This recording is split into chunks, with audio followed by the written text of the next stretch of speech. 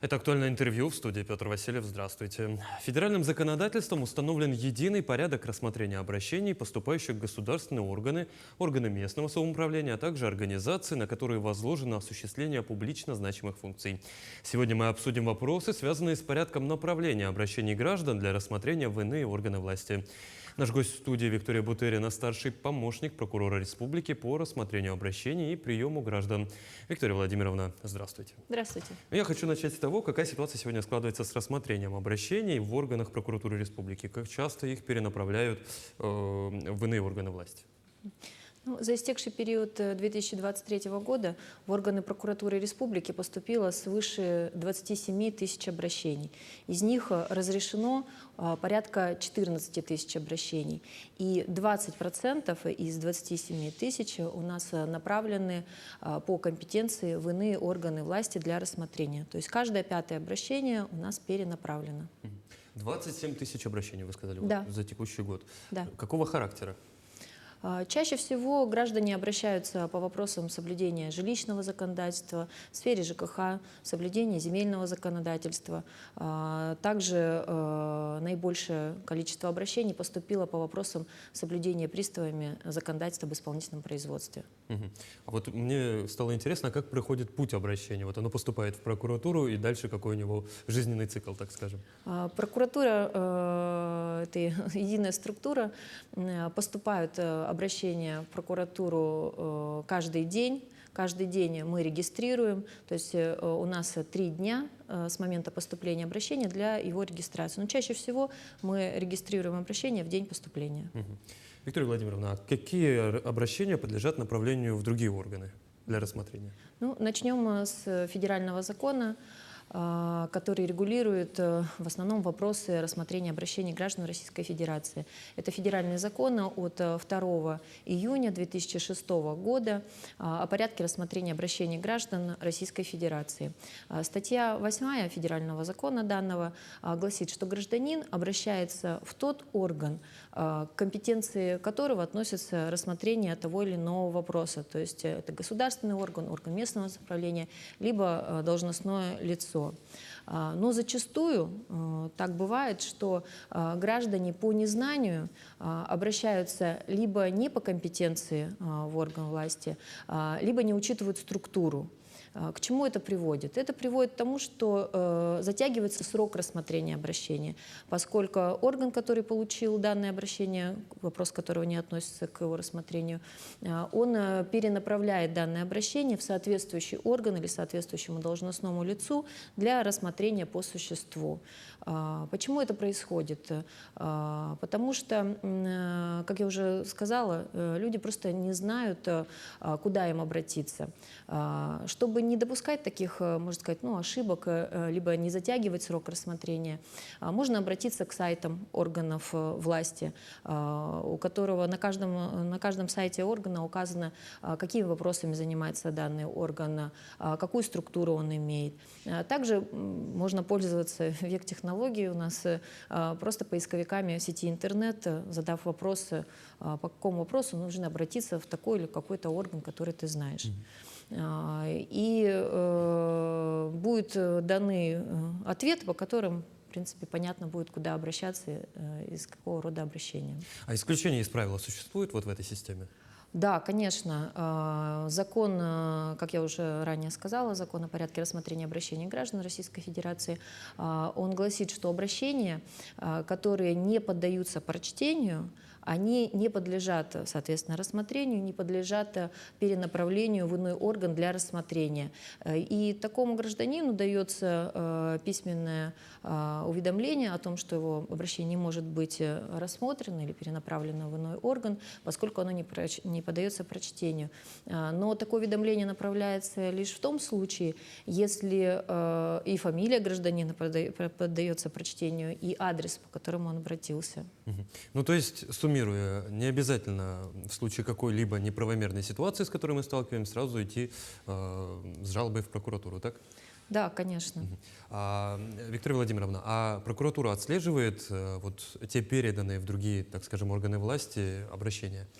Если мы говорим сейчас об прокуратуре, именно о порядке рассмотрения обращений граждан в органах прокуратуры, то у нас в наших ведомственных приказах также прописаны положения, в соответствии с которыми мы направляем жалобы также в иные органы, либо в нижестоящие прокуратуры для рассмотрения. Такой срок он установлен законом, это в течение 7 дней с момента поступления обращения в орган. И что касается вашего вопроса, прокуратура может направить для рассмотрения и в прокуратуру нижестоящую, и в иной орган обращение с контролем, то есть проконтролировать результаты его рассмотрения. Может и без контроля. А тогда вот если, допустим, разобрать практическую ситуацию. Вот купил я в магазине какой-то некачественный продукт. Куда жаловаться? В прокуратуру можно? Вы можете обратиться, безусловно, в прокуратуру, но компетентным органом в данной вашей ситуации является Управление Роспотребнадзора. Потому что не надо забывать, в законе о прокуратуре у нас четко прописано, что мы в своей деятельности не подменяем контролирующие органы. Поэтому, конечно, если это первичное обращение, то мы его направим либо в нижестоящую прокуратуру, например, в прокуратуру города Якутска, если вы здесь приобрели товар, либо в Управление Роспотребнадзора. Они уже, соответственно, свои подразделения. А в какой срок принимается решение о перенаправлении? Общий срок, как я уже тоже сказала, это и для органов прокуратуры, и для органов власти, это 7-дневный срок.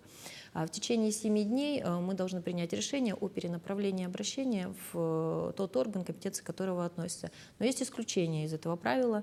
Это обращения, которые касаются соблюдения законодательства в сфере миграции.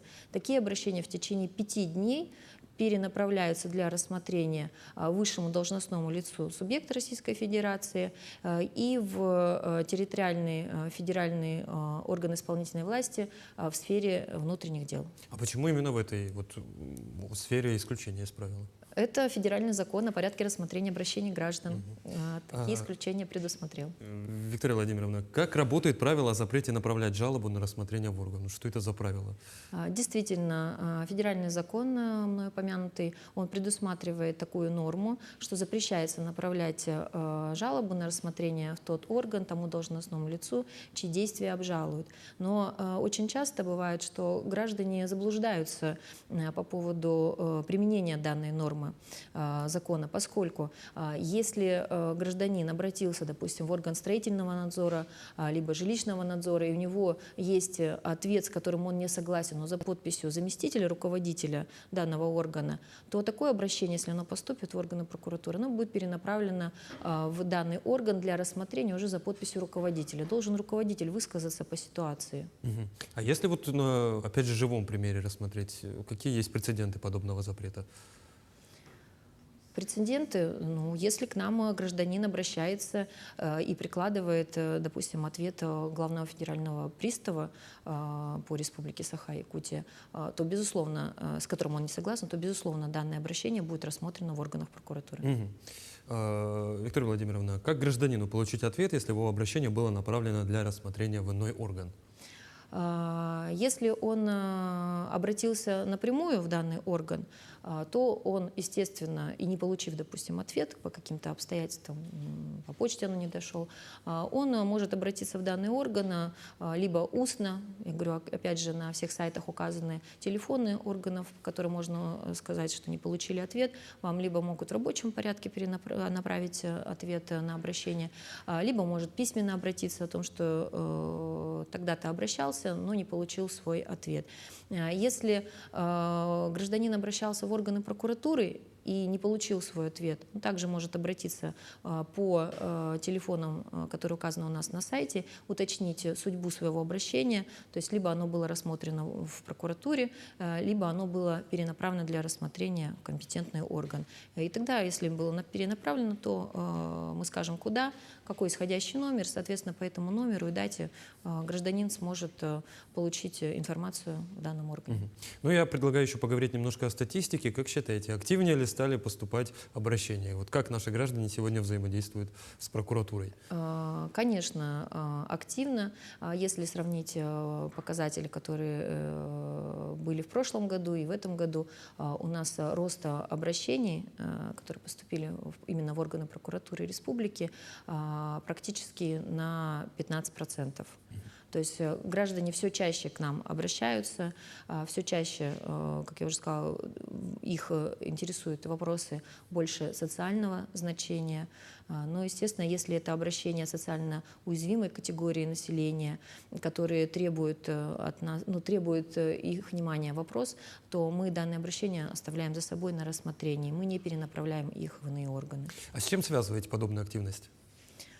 Но она связана, во-первых, с тем, что мы очень активно в средствах массовой информации размещаем информацию о принятых мерах реагирования, которые граждане примеряют на себя, на свою ситуацию. А также есть резонансные случаи, которые происходят у нас в республике, и граждане хотят узнать по ситуации, что случилось, почему такая ситуация произошла. Это чаще всего связано с укусами собак, либо с умерщвлением бездомных животных. Ну, я так понимаю, что люди поняли, что закон на стороне все-таки гражданина, и все чаще хотят восстанавливать свои права. Да. В заключение, куда и как обратиться в прокуратуру с тем или иным заявлением? Органы прокуратуры республики у нас находятся на каждой территории подведомственной. Нам, то есть, соответственно, можно обратиться в ту прокуратуру, на территории которой нарушено право гражданина. Также можно обратиться и в прокуратуру республики напрямую с обращением. Но если это первичное обращение, и мы ранее не рассматривали его, то мы перенаправим для рассмотрения в нижестоящую прокуратуру, как уже сказала, либо с контролем, либо без. Виктория Владимировна, я благодарю вас за интересную беседу. Спасибо, что пришли к нам в студию и ответили на наши вопросы. Спасибо. Ну, я напомню, это было актуальное интервью. До новых встреч.